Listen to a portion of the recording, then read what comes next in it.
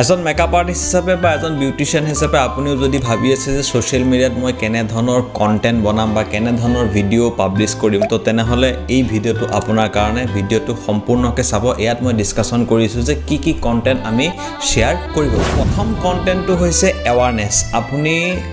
আপোনাৰ ভিডিওত আমাৰ সাৰ্ভিসবোৰৰ বিষয়ে প্ৰডাক্টবোৰৰ বিষয়ে আমি তেখেতক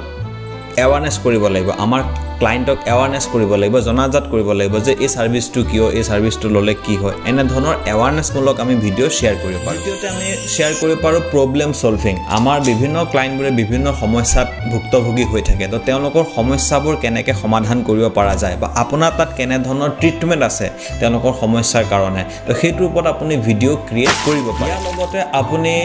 ইনস্পিৰেশনাল বা মোটিভেশনাল ভিডিও আপুনি শেয়াৰ কৰিব পাৰে যে আপুনি এই ইন্ডাষ্ট্ৰিত কাম কৰি কেনে ধৰণৰ সাকসেস আপুনি পালে কেনে ধৰণে আপুনি কামবোৰ কৰিছে কিমান স্ট্ৰাগল কৰাৰ পাছত আপুনি এই পজিশনত পালে বা কি কৰিব লাগিব কি কৰিব নালাগে তো হেনে ধৰণৰ ইনস্পিৰেশনাল ভিডিও আপুনি শেয়াৰ কৰিব পাৰে ইয়াৰ লগতে আৰু এটা ক্যাটাগৰী হৈছে হেতু হৈছে আপুনি আহি থকা দিনত আপুনি কি কাম কৰিব গৈ আছে হেতু ৰিলেটেড আপুনি মানে এটো কোৱা হয় গোল ওৰিয়েন্টেড বা আপোনাৰ টাৰ্গেট ওৰিয়েন্টেড আপুনি ভিডিও ৰিলিজ কৰিব পাৰে তো এই চাৰি ধৰণৰ ভিডিও আপুনি ৰিলিজ কৰক আপোনাৰ কন্টেন্ট খুব ধুনিয়া হ'ব আৰু মানুহে আপোনাক ধীৰে ধীৰে আপোনাৰ প্ৰফাইলত ভিজিট কৰিবলৈ ষ্টাৰ্ট কৰিব ধন্যবাদ